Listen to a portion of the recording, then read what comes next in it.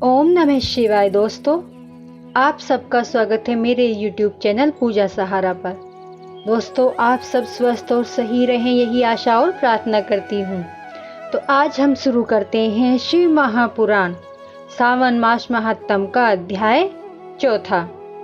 तो बोलो हर हर महादेव। यह अध्याय धारणा, पारणा, मासोपवास, व्रत और रुद्र व्रतिव्रत वर्णन में सुगंधा का आख्यान कहता है। तो आइए शुरू करते हैं। ईश्वर बोले, हे संत कुमार, अब मैं धारण पारण व्रत का वर्णन करूंगा।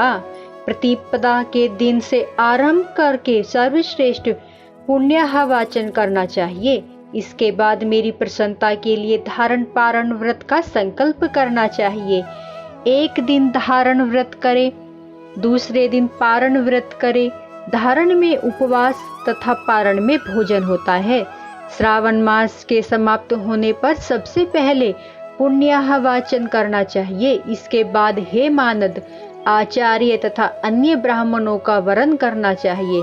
तत्पश्चात पार्वती तथा शिव की स्वर्ण निर्मित प्रतिमा को जल से भरे हुए कुंभ तथा स्थापित कर रात में भक्ति पूर्वक पूजन करना चाहिए तथा पुराण श्रवण आदि से रात भर जागरण करना चाहिए।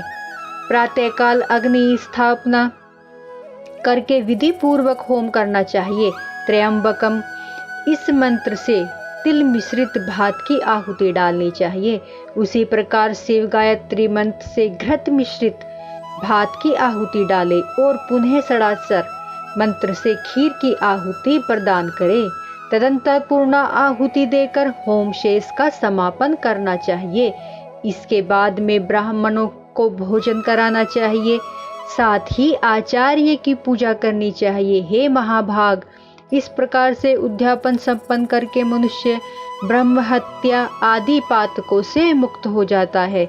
इसमें कोई संदेह नहीं है। अतएव इस महाव्रत को अवश्य करना चाहिए। हे मुने, अब श्रावण मास उपवास की विधि को आदर पूर्वक सुनिए। प्रतिपदा के दिन प्रातःकाल इस व्रत का संकल्प करें। स्त्री हो या पुरुष मन तथा इंद्रियों को नियंत्रित करके इस व्रत को करें। अमावस्या तिथि को लोक का कल्याण करने वाले वृषध्वज शंकर की अर्चना पूजा षोडश उपचार से करें। तदंतर अपनी सामर्थ्य के अनुसार वस्त्र तथा अलंकार आदि से ब्राह्मणों का पूजन करें। उन्हें भोजन कराएं तथा प्रणाम करके विदा करें। इस प्रकार से किया गया मास उपवास व्रत मेरी प्रसन्नता कराने वाला होता है। हे संत कुमार, मनुष्य को सभी सिद्धियां प्रदान करने वाले रुद्रव्रती व्रत के विधान को सावधान होकर सुनिए। अत्यंत आदर पूर्वक कपास के 11 तंतुओं से बत्तियां बनानी चाहिए। वे रुद्रव्रती नाम वाली बत्तियां मुझे प्रसन्न करने वाली हैं। मैं श्रावण मास में भक्ति पूर्वक डिवोन के देव गौरीपति महादेव का इन 1,00,000 संख्या वाली बत्तियों से निराजन करूंगा। इस प्रकार श्रावण मास में प्रथम दिन विधि पूर्वक संकल्प करके महीने भर प्रतिदिन शिव जी का पूजन कर 1,000 बत्तियों से निराजन करे और अंतिम दिन 71,000 बत्तियों से निराजन करे, अथवा प्रतिदिन 3,000 बत्तियां आदर पूर्वक अर्पण करे। अंतिम दिन 13,000 बत्तियां समर्पित करे, अथवा एक दिन सभी 1,00,000 बत्तियों को मेरे समक्ष जलाएं। प्रचुर मात्रा में घी में भिगोई हुई जो स्निग्ध बत्तियां होती हैं वे मुझे प्रिय हैं। तत्पश्चात मुझे विशेश्वर का पूजन करके कथा श्रवण करें। संत कुमार बोले, हे देव, हे जगन्नाथ, कृपा करके आप मुझे इस व्रत का सर्वप्रथम किसने किया, उसका उद्यापन किसने किया, उसकी विधि बताइए। ईश्वर बोले, हे ब्रह्मपुत्र, व्रतों में उत्तम इस रुद्र व्रति व्रत के विषय में सावधान होकर सुनिए। यह व्रत महापुण्यप्रद, सभी उपद्रवों का नाश करने वाला, प्रीति तथा सौभाग्य देने वाला, पुत्र पौत्र समृद्धि प्रदान करने वाला, व्रत करने वाले के प्रति शंकर जी की प्रीति उत्पन्न करने वाला तथा परम पद शिवलोक को देने वाला है। तीनों लोकों में इस रुद्रव्रती के समान कोई व्रत उत्तम नहीं है।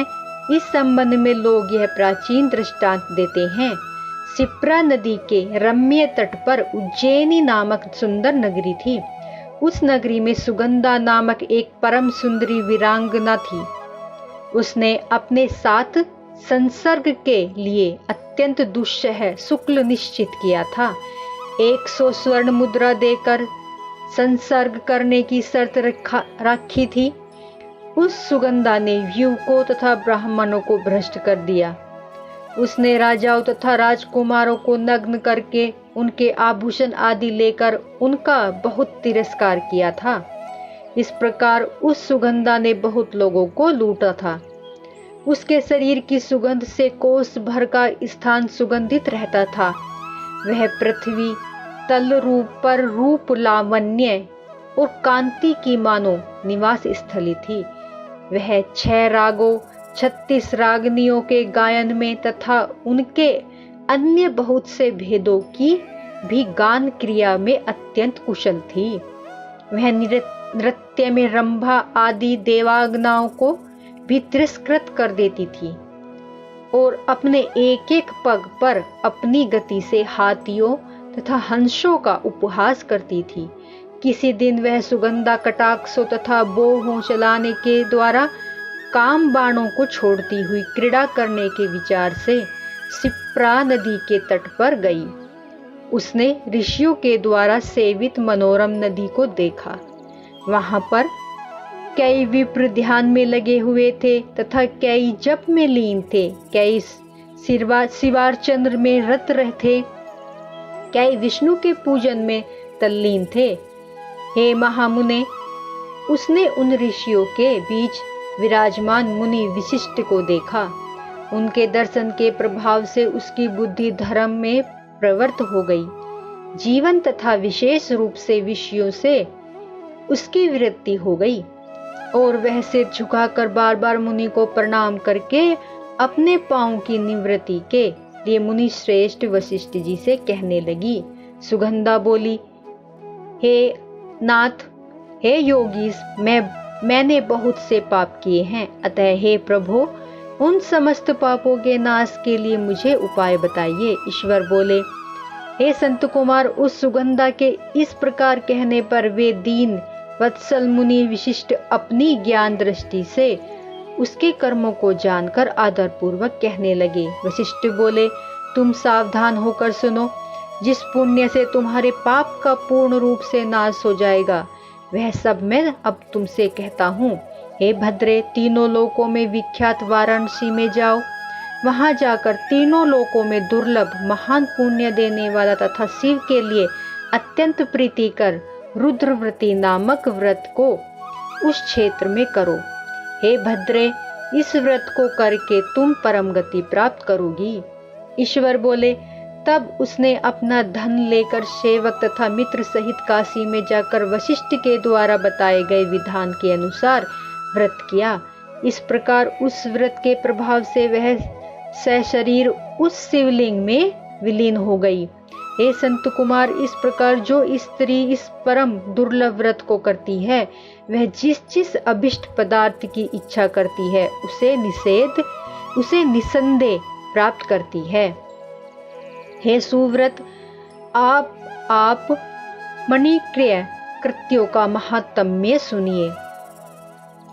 हे विपेंद्र, उन माणिक्य वृत्तियों के व्रत से स्त्री मेरे अर्ध आसन में अधिकारिणी हो जाती है और महाप्रलय पर्यंत वह मेरे लिए प्रिय रहती है। अब मैं इस व्रत की संपूर्णता के लिए उद्यापन का विधान बताऊंगा। चांदी की बनी हुई नंदीश्वर की मूर्ति पर आसीन स्वर्णमय भगवान शिव की पार्वती सहित प्रतिमा को कलश पर स्थापित करना चाहिए और विधि के साथ पूजन करके रात्रि में जागरण करना चाहिए। इसके बाद प्रातःकाल नदी में निर्मल जल में विधि पूर्वक स्नान करके 11 ब्राह्मणों सहित आचार्य का वरण करना चाहिए। तत्पश्चात रुद्र सूक्त में अथवा गायत्री से अथवा मूल मंत्र से घृत, खीर तथा बेल पत्रों को होम करना चाहिए। इसके बाद पूर्ण आहुति होम करके आचार्य आदि की विधिवत पूजा करनी चाहिए। सप्तनिक 11 उत्तम विप्रों को भोजन कराना चाहिए। हे संत कुमार, जो स्त्री इस प्रकार से व्रत करती है वह समस्त पापों से मुक्त हो जाती है। तत्पश्चात विधान पूर्वक कथा सुनकर स्थापित की गई समस्त सामग्री ब्राह्मण को दे देनी चाहिए। इससे निश्चित रूप से 1000 अश्वमेघ यज्ञों का फल प्राप्त होता है। इस प्रकार स्कंद पुराण की अंतर्गत ईश्वर रसन संत कुमार संवाद में श्रावण मास महात्म्य में 4था अध्याय पूर्ण होता है। तो बोलो हर हर महादेव। तो दोस्तों, आज हमारा 4था अध्याय पूर्ण होता है। प्लीज मेरी वीडियो को लाइक, सब्सक्राइब, शेयर जरूर करें। बोलो विष्णु भगवान की जय। बोलो हर हर महादेव।